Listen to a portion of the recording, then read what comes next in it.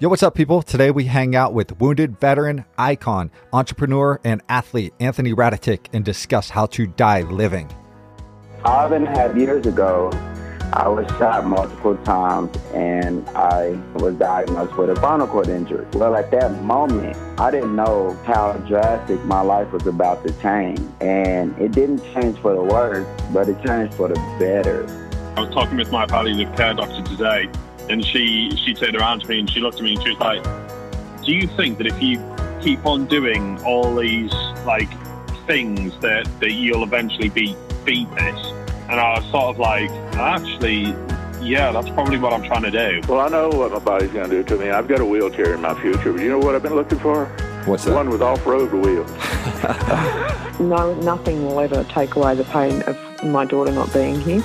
My reality. If you could go back to that day, February 18, 1990, and change what happened, my honest answer is I wouldn't change it, because if I didn't get hurt that day, I wouldn't be in front of that school. I wouldn't be in front of the schools in the upcoming weeks, or I wouldn't be talking with you. This is just my journey, and it's given me an opportunity to have a profound impact on a lot of people and inspire and change lives. You can expect life to kick you in the teeth, but you always get back up no matter what, and you just keep going. Living Adaptive with Scott Davidson, a podcast about learning to live adaptively. So what's up, everybody? Before we get going, let's give some plugs to some of Anthony Radetic's sponsors and partners that have supported him along the way. Check out in the show notes or livingadaptive.com to learn more about Sea-Doo, Softly, Second Chance Warrior, Wounded Warriors, XPS, Ride It Hard, Ride It Right, Rip It Energy Fuel, Warrior Sailing, Rock Tape, Mass Awesome, Jet Renew, and a whole bunch of others. So hit those links, see what these sponsors offer. All right, so what's up, Anthony? Thank you for joining us. By the way, Anthony Radetic is on with us, and it's a privilege and an honor to have you here. Thank you. It's a pleasure to be on your show. So when I was researching you, Anthony, you're kind of like the alpha male type. You're the adrenaline junkie, you're a hunter, military vet at a high level, competitor, motivator, father, basically similar in many ways. If you're familiar with Jocko Willink, if you know who he is, I feel like if we could have just kind of cloned you and him, I don't know, 100,000 times and then throw you on the front of battlefields, I feel like we'd win every battle. Well, thank you. Yeah, you're like this. If I go to your Instagram account, it just seeps testosterone. It's basically as powerful as it gets. Definitely you're somebody you want on your side. If you're in a barroom fight or whatever, you have the energy, the action, you have everything. So do you see yourself the same?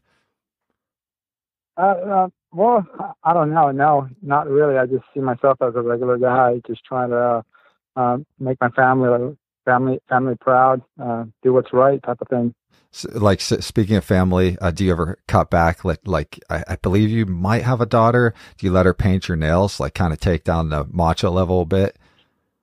That hasn't happened yet, but I did go dress shopping for my daughter, and we do that as a virtual thing now each year.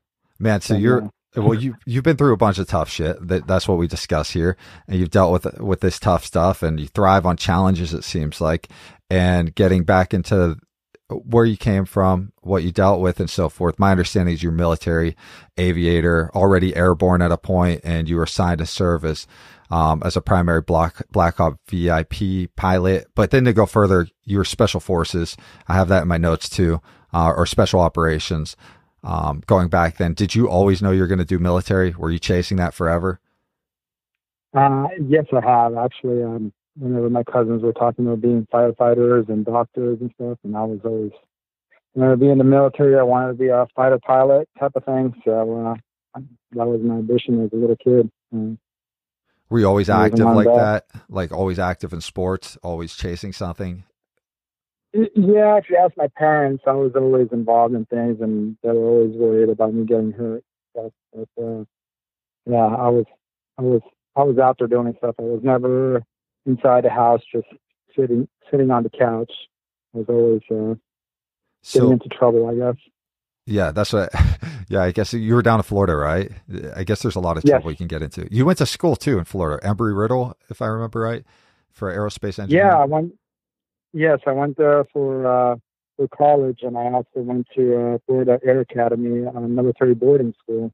Like I said, I wanted to be a pilot at an early age, so I started early. Is that campus not one of the best in the country? The West Palm campus area. One of my best Yes, childhood yes, friends it is. went there. Yes, it is. It's real nice. Good weather and good people. Yeah, I Good mean, vibes. if you're going to train to be in anything aerospace, if you're going to train to be a pilot or air traffic controller, I can't think of a better location than to say like Purdue University, where it's freezing cold.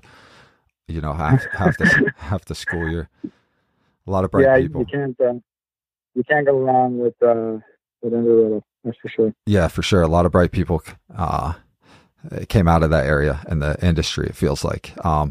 So like jumping into this, so you were in the military, and then there was a vehicle accident, I believe, back in 2004. Did you know within the first months the vehicle hit that you would later go on to be who you are now, the success story, somebody that a lot of people turn to? Did you know what the future is going to hold? Did you feel it? Absolutely not. I was actually trying to get back to flight status. I kept begging my commander at the time, just keep my slot open. I want to get back in. And as months passed, I was kind of getting hit with that reality check that not much is going to change. I was going to be stuck in a wheelchair, but I had a great chain of command that kept me involved as much as possible. And I retired in 2010, medically retired, but it took me a while to get out of that hole of depression. And like you said, I was an alpha male, and I seen myself that way at that point. And being in a wheelchair, I didn't want to see anyone. I was down in Dakota for a while. How long was that last for? How long did the depression last?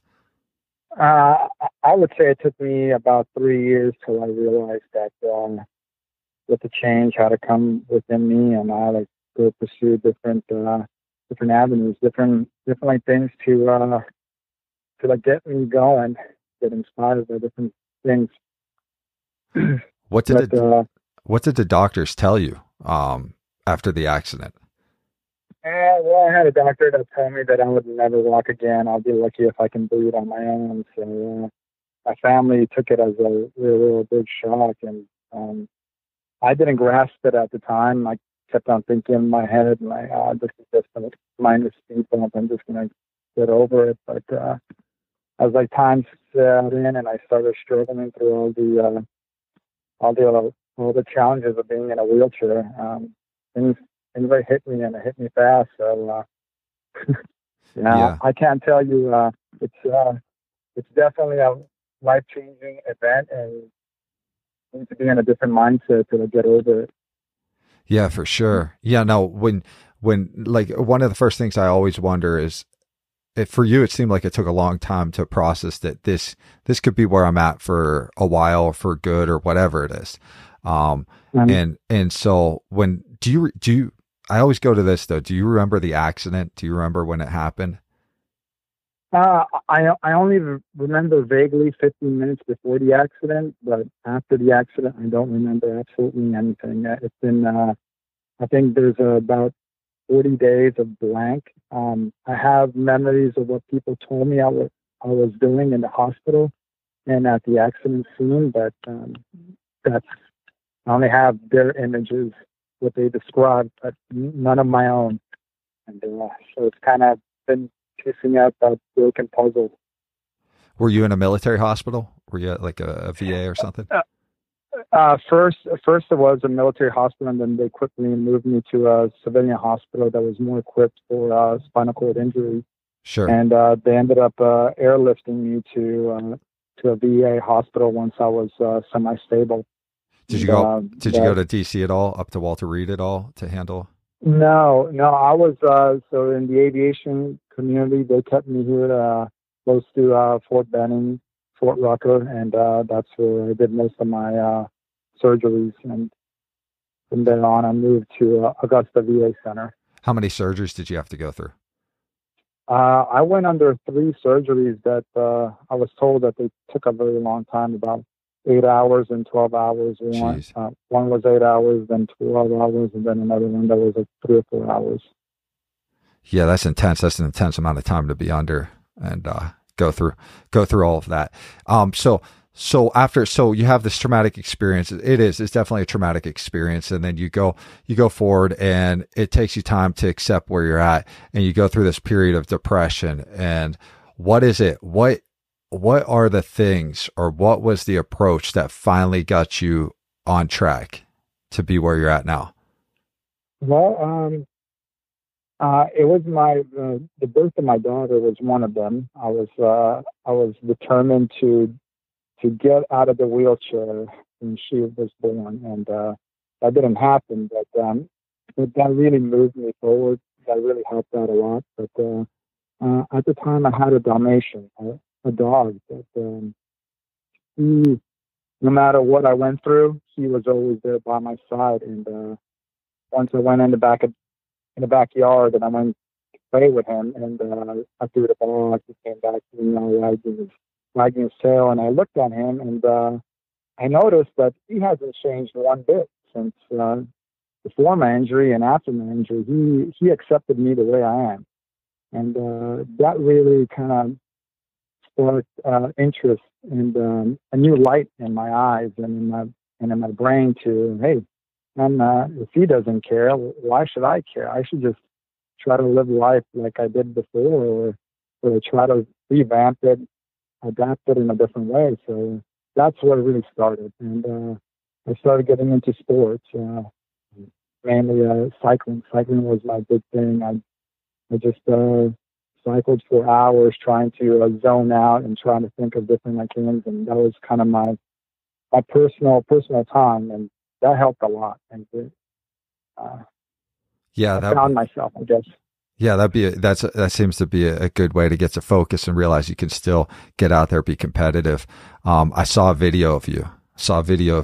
And so I'm a big Warren Miller fan. Back in like the 90s, I remember when you get like a free trial to HBO or Showtime or whatever it was, I can't remember what it would air on.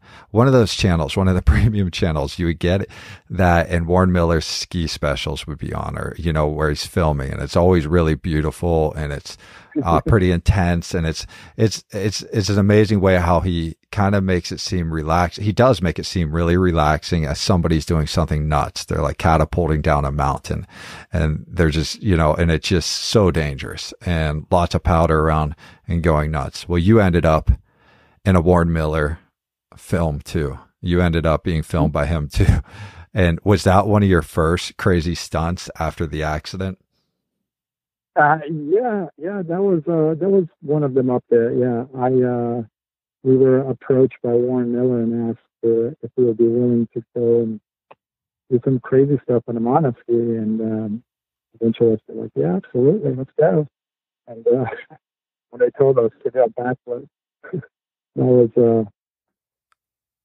What was his approach though? Like, not just approach. I'm actually curious, like, how do they film it to make it seem so relaxing when something crazy is going on around you? Was it just like a very relaxing film crew? Yeah. The film crew was phenomenal. These guys were, they were very, very laid back. They were professionals, and they were experts in what they did. Now, one of our coaches on the team, we had a good relationship with them, so it was kind of an easy transition working with them. They kind of told us to go ski and go have fun, and they would just follow us, kind of be the shadows on the side, and we did that, and they would kind of throw different ideas at us, and a real great crew. I enjoyed working with them. Yeah, that was nuts, man. Like, if I could set the stage, you're on this big hill, and you're in a sled, and you're going to catapult down that sucker really, really, really freaking fast, and you're going to hit the ramp, and then you got to do a flip. You've got to like, it's crazy. And then like you do a flip and it's really high up and it's pretty intense. And when you land, I can feel the relief almost like, or not just the relief, or maybe the joy. Who knows? With you, it's probably joy, like the joy of just going through that. For others, it might be relief. For me, it'd be like, I lived, I'm okay. But that was nuts, man. Yeah, that was pretty wild. They told us what to do, kind of thing. Hey, how about you guys just try like doing it? And we went and we practiced. I went the first time and I jumped and I kind of landed kind of off. And then I jumped again and I landed on my head and I literally saw stars. So I was kind of, man, I don't think I want to do this again. I think I'm going to mess myself up if I land wrong again. And I went back on the lift and came up and they were like, all right, man, we're ready. Go ahead, send it. And I was like, oh, man, what the hell? I'll just go do it. And I sent it and that was it. I was the one that made it on. It made the flip and they were like, that's it. No more. You know, it was amazing. Yeah, it was definitely amazing. I'll throw it up on our social media too and throw it on sites. It's crazy. I'll link it. But I think, do you like, this brings up the question. So you're jumping out of airplanes. You still jump out of airplanes. You still do crazy stuff. You're doing flips on, on sleds, and you're doing nut stuff. You're in competing in aqua bikes and all this other stuff. Do you think it matches the adrenaline you got in the military? Not quite. It's on a different spectrum. This one is more competitive, where the military was more, hey, this is your job, and you're doing this because this is what's required of you. And this one is totally volunteer, and I do it just to prove to myself that I can still do all these things. And I really don't want to let my kids down. I don't want them to think that I'm just the guy that's in a wheelchair and I can't do anything. So it's a different adrenaline type. I would say it's different, a lot different. I think that's something we all jest with, whether we're in a chair or not, not wanting to let them down, but then adapting to something a little bit heavier than others have to adapt to you may project ideas that they probably don't worry about. Who knows? But like, it's cool that you're chasing it. I noticed that you're involved in a bunch of warrior games and stuff like that. And my question is, do you go out and speak to wounded warriors? I know you speak to audiences, but specifically, do you speak to military people that are coming back from, bad situations? Yeah, I definitely do that. I'm always on calls whenever there's a fresh injury. Personnel, I would try to, if it's a spinal cord, I try to go and visit them and tell them, hey, life is not over. The door is shut, but trust me, a whole bunch of them opened up, so didn't get discouraged. It's a different guys that come back. I definitely go to let's see them, and I do events with SOCOM, and there are special op guys that come back. I try to get involved as much as I can because I think I can help those guys as well. What do you tell them besides, like you mentioned, it's not over? What else do you tell them in those situations? Well, I tell them that, from my perspective, I used to do 10,000 things, and I would think that I did them pretty well. But today, I see myself as like doing 100,000 things. A lot more, but different, not the same. So the opportunities are out there, and it's just got to challenge yourself. Just don't give up. Now, a lot of people I interview that have had spinal cord injuries or any injuries in general, or maybe cancer, and it's taken something from them, or it will take them. They say that they wouldn't change much of it. Are you in the same boat? Would you change what happened to you? Yes, I would. I don't want to be in a wheelchair. Yeah. I would rather still be flying. I'd probably be close to my retirement now, but I would rather do that. But at the same token, I'm scared that I wouldn't have the joy that I have with my kids now, with my wife. So So it's kind of a toss-up now. But, Yeah, it seems like there's a balance there. I mean, an audience follows you, and they rely on you, and you make impacts where others aren't capable of making the same impacts. They don't know how to speak like you speak. They don't know how to do what you do, Yeah. They really don't. I guess if you asked me 5 years ago, I would tell you, yes, I would change everything.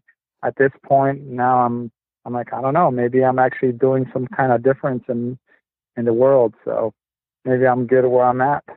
I think your huge following, your partnerships, your sponsorships, that would suggest that. Speaking of which, I look at I've seen some of your sponsorships and partnerships. When there's one called SoFleet that you're affiliated with. What is that all about? That's the one that caught my eye this week. Really caught my eye. Well, SoFleet is a bunch of SOCOM guys that started it, and they are out there. They're doing crazy stuff, especially the die living guys. They're skydiving, they're dirt bike racing and stuff, and that company is all about training programs. They started for SOCOM guys, training SF dudes, Rangers, Navy SEALs, but they transitioned into civilian.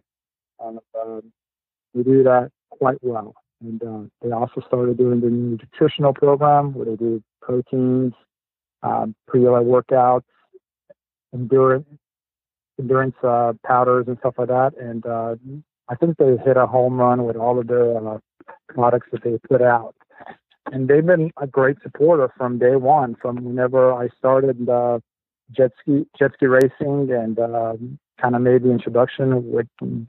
We kicked it off, and it was great. Yeah, I don't look back. Like, those guys have my six all the time. Yeah, man, it's one of those ones where I saw it and I'm like, wow, this is like out of some of the partnerships, a lot of the partnerships I see, this one's really interesting. That one was cool. So I figured we should definitely address it and see what's going on with them. Yeah, I saw a lot of the supplementation, but then I also saw the programs. The programs are definitely enticing, especially if you want to change up and see, what it's like to kind of deal with what you guys did, SOCOM and all that other stuff. And so it is probably a crazy transition though. And it's cool that there's something out there for them, but I'm sure civilians could probably participate too, I guess, at some level. So yeah, their workouts are good and on both sides, and they can give you some crazy stuff to like try and like do, and a lot of them out there love doing it. So yeah, they're special. Awesome. So you were fast tracked in the military. Just based on your biography, you're definitely fast tracked. Going all the way from, as soon as you were in, it seemed like you were going straight up the ladder in terms of as an aviator, or whatever else was previous to that. You were fast tracking everything. It seems like you fast track though everything else too after that. Adaptive sports in general. You can call yourself an adaptive athlete. You can call yourself whatever it is, but you're competing with everybody. You're competing on aqua bikes with everybody, and you're doing well in that realm. This fast tracking attitude is kind of, I feel like you're a winner. You know what I mean? You're a winner. And what is it that makes you win at what you're doing all the time? I would say it's commitment. Really, whenever I see something and I want it, I kind of jump into it and I commit to it. I'm focused. That is my target, I guess. Just like in the military, when you have a mission to do and you have a target, I guess I just transitioned it out and just moved my sectors to whatever is out there that grabs my attention. And right now is racing. Racing Sea-Doos has been my passion for a couple of years, and it's very competitive, and I love it. Now, when your approach, your commit fully, was there some sort of protocol or person that got you into this mindset, or was this something you just had an knack for? Yeah, there was a person that got me hooked on racing, and her name was Sean Aladio. And from there, it really kind of took off. I started racing P1 Aqua X, which is based out of Florida, and they're sort of close to where I live. And that really kind of set the stage for my future, I guess. And I race in a field where I'm the only adapted athlete out there, and the guys that I race with, they don't give me any slack. They treat me just like anyone else. I compete with them, and they give me a great challenge. I came from the back of the pack, and now I'm working my way to the middle and into the top 10. So it's quite an interesting lifestyle right now. If you could give a protocol to someone, and our audience is not just people that have gone through injuries or something like that, or some sort of significant illness like osteosarcoma, although interviews tend to be that way lately, or something like that. It tends to be people that are just going through adversity. Life is adversity. It just is. There's going to be adversity throughout it. What's the protocol or steps or that you would put in place for others, if the best way to, maybe in your mind, the best way to go from a bad situation, maybe what some deem a bad situation, to a way of finding a light in that situation?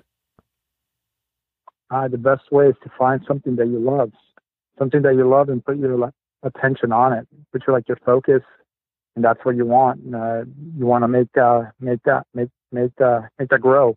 I would say like a tree.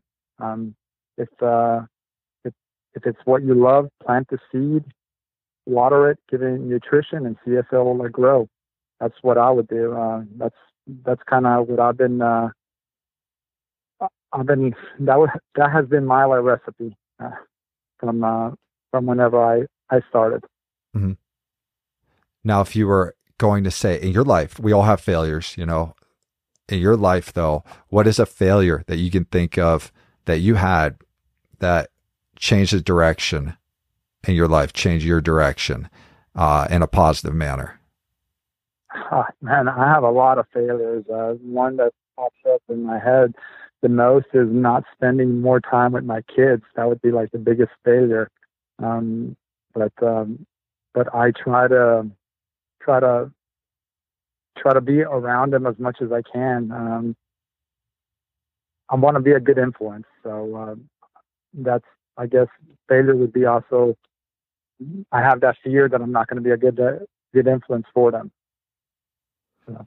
How do you balance being a public figure? Like you said, it's tough you're kind of out in the public and you've got a busy schedule. How do you balance that? How do you balance regular life in that?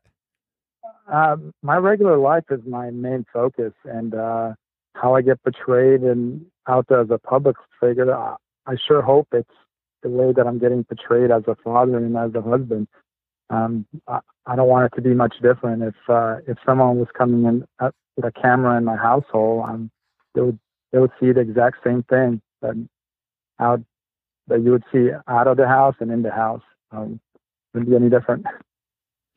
Yeah, no, I get that for sure. Try to be who you are out in the public as you are behind closed doors and so forth. How did your family, when you went through your situation, when you went through the accident, where were they? Were they around you? Were they supportive? Yeah, my family has been there since, my brother was living in Guam at the time, and as soon as it happened, he moved out and stayed with me the whole time. My wife has been by my side also. It's just, she has been my moral compass, I guess you could say. She helped me out through the tough times. Were you married? You were married previous to the accident? Yes. Okay, cool. And my wife has, she's an amazing lady. Yeah. That's awesome. And you have 2 kids, I think, right? Is that right? Yes. I have an 11-year-old and a 7-year-old that are great kids. I think I was blessed with having them. So you're an incomplete spinal cord injury, I believe, right? At C2, C3, T7, and T8 levels. Did you compete in any like Paralympic games?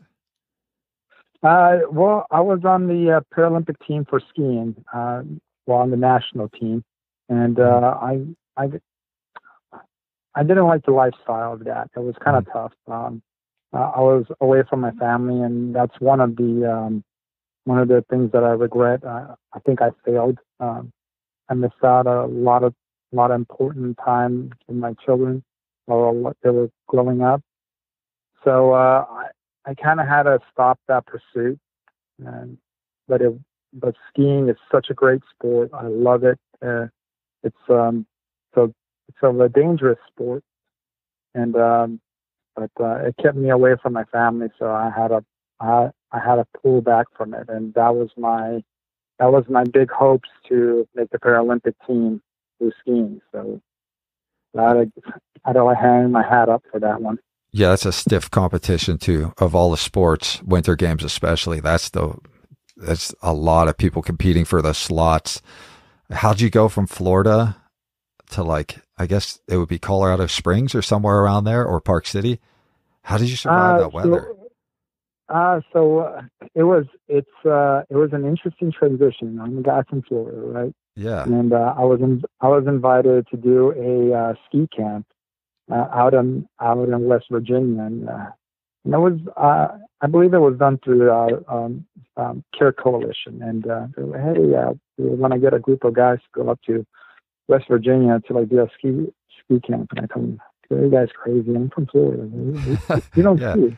And they're like, come on. I'm like, look, we need to get a bunch of guys to go up there. So I was like, fine, if I really have, if you guys don't have anyone else, I'll go. And I did that ski camp, and I got hurt. I loved skiing. It was, I met a couple of good guys. From there, they told me what's possible, and did some more ski events, and eventually I joined the Paralympic team out in Aspen, Colorado, and I moved out there with my family for the first year, and I was out there training every day, 6 days a week, 8:00 in the morning to 2:00 in the afternoon. It was quite interesting. I loved it. It was good, but my wife didn't really like living there. It was a little bit different for her. It was cold, so we would only live there for about 6 months out of the year, and we would move like back home. But it ended up being quite a challenge for the whole family, so I had to give up on that one. But yeah, that's understandable. But the takeaway from this is that I learned how to ski, and I think I'm a pretty good skier. I can go with my friends right now, and I can ski. I can shred any mountain that's presented to me. And I think you're a psychotic skier, actually. You don't care. I love the challenges out on the mountain, and if you have a good group of guys, it's an incredible feeling to go out there and ski with a good group of guys. It's a complete. I don't even know how to describe it. Everyone should try it at one point and see if they like it or not. I loved it. Yeah, it's a pretty amazing thing. Yeah, it is. I never did skied real mountains though. It was always like in the Northeast.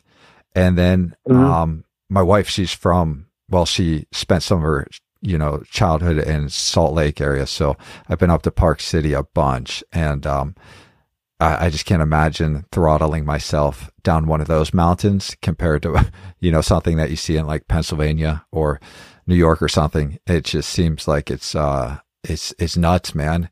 I don't know. Yeah. People die doing that. Park City is an awesome place, and we skied out on the East Coast, like we call them frozen granules over there. The mountain's just like an ice glacier. Oh yeah, that's true. But, it's different. The snow conditions are different from central United States out to the East Coast. Did you like Aspen more than Park City or Park City more than Aspen? Aspen is the best. Aspen, Highlands Mountain in Aspen is a hidden gem. Maybe I'll stay it that way so I can go there every single year and shred it. Yeah, I think no, he's in Vail. Keith Gable, he trains too for he was in the games. He's medaled a few times and snowboarding, snowcross, and he is up that way. I think he lived in Utah for a good chunk of time, but he does prefer the Colorado mountains. All right, and then the next question though, mountains or beach, man? Do you like? I gotta ask this because it's a great debate, man. Do you like Colorado or like Utah mountains, both of those compared to Florida, or do you like Florida more? I love Florida. The beaches are phenomenal. If you have the right equipment to go and enjoy the beach, namely if you have a Sea-Doo, you're set. That's the way to do it. Yeah, for sure. I still have like a little bit of East Coast bias in my heart right now, and so I'm out here close to the beaches in the West, and yeah, they're beautiful, rocky, huge waves and so forth, but there's nothing like the pure blue water of Southern Florida, for like continental US. That's a pretty spectacular area for sure. Yeah, it is. All right. So you've competed in a lot of games, you've done all of this, and we talked a little bit about how you've dealt with, the emotions of having to feel like maybe you don't want to let down people. You don't want to let down those around you, and you push forward and you push through a lot of things that maybe some people would crumble, maybe they won't. We wouldn't know unless they're in that spot. What I like to ask this a lot is, when you approach this all, what has this all taught you about life, and what life is? Well, the biggest takeaway from this is that life will always give you challenges. It might not be as severe as someone else's challenges, like getting paralyzed or becoming a quadriplegic or having cancer, but life will always give you challenges. And it's that mindset that you approach those challenges is what's the most important part. It's how you're going to overcome it, or how do you want to tackle the challenge. And from my point of view, it's you just have to have a positive attitude and go for it. Try to like do the best that you can at it, and whatever happens.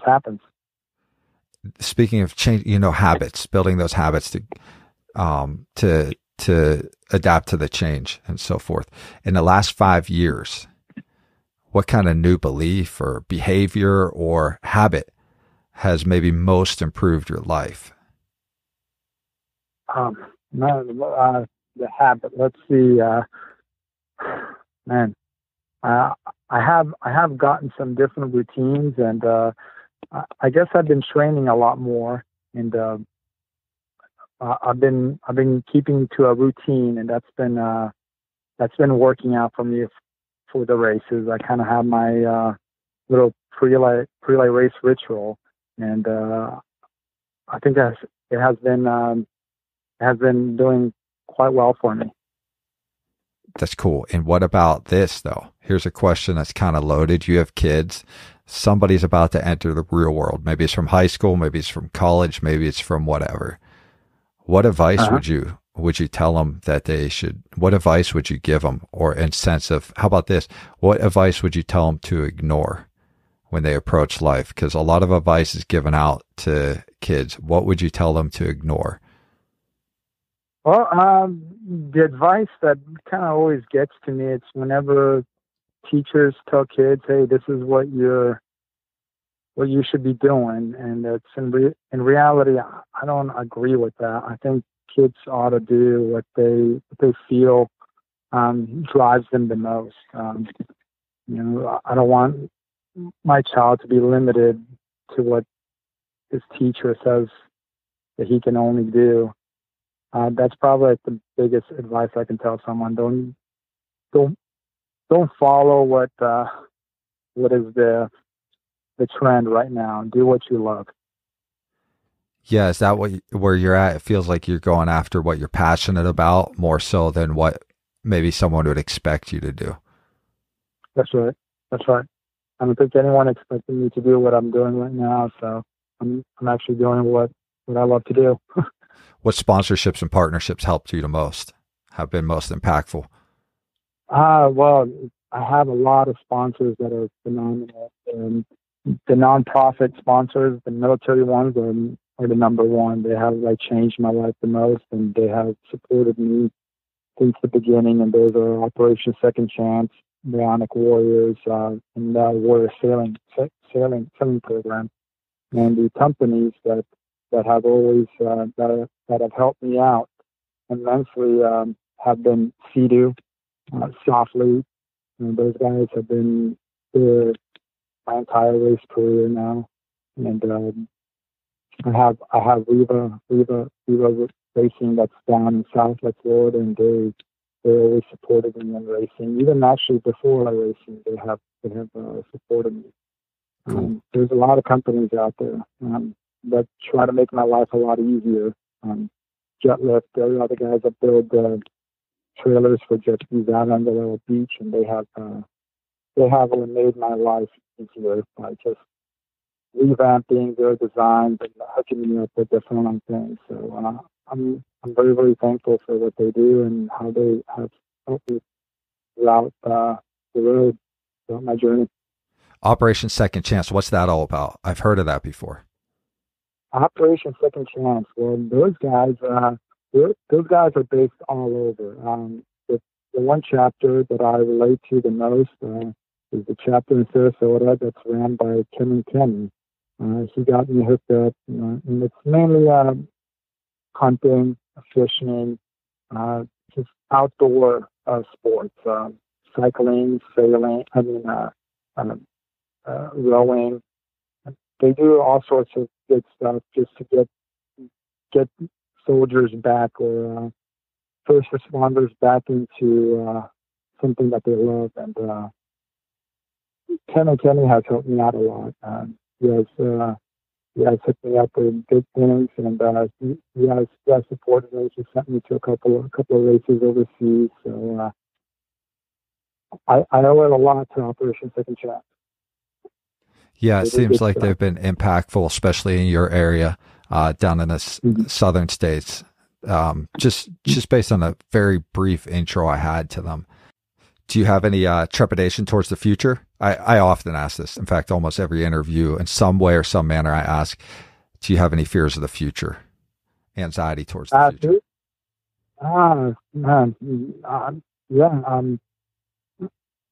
I do have fears for the future, and that's obviously health, making sure that my kids don't get hurt or don't get sick.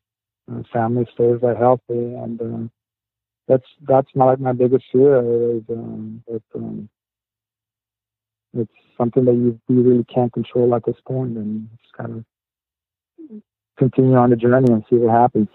How do you deal with situations where you just can't control? How do you ride that? Man, just it's kind of hard to give advice for something that you don't really understand what ends up happening. But having a positive attitude and asking for help is never a bad thing. So if a challenge comes up, ask for help. Speaking of asking for help, how do people, if they want to learn more about you or ask for advice from you or whatever it may be, how do they even, what's the best way to reach out to you? Is it still social media? Yeah, social media is the number one way to do it. I have a website, so they can go drop me a message through there or Instagram or Facebook. Either one of them. Eventually, it will come to me when I have some free time. It's usually at night when their kids are already asleep. I try to respond to all the messages and try to talk to people. I will try to figure out. I will load the show notes up. That is anthonyradetic.com. And I will load show notes up with your Facebook, Twitter, Instagram, YouTube. Your YouTube, you could actually go on, see you do that crazy flip. So that you can go on and see you racing. There's a bunch of footage of you everywhere. And so if listeners want to see you in action, it's all there. And they want to see you compete. Your schedule's right there. And a lot of that stuff's filmed on some level, whether it's highlights or the whole race. And so that's all available. That's really cool. I actually feel like, who knows, in your future, you may end up, taking in large groups, giving significant advice to them. It just seems like you have a system in place that works, man. And listening to you out there, I feel like you have a ton to offer, a ton of input on how to get from one spot to another spot and do it in a successful manner with a really positive outlook. Yeah. Well, thank you. I appreciate it. Just try to do the right thing. Yeah, you do, man. You do. And I appreciate you coming on. And we'll let everybody get to your contact information. They'll be able to reach you. And we really appreciate your time. Thanks, Led. Thank you. Thanks again to Anthony Radetic. Go to the show notes for ways to contact Anthony. You can find more about Anthony and all things living adaptive, such as previous episodes, notes, and all kinds of good stuff at www.livingadaptive.com. Go there, people. Talk to you soon. Peace.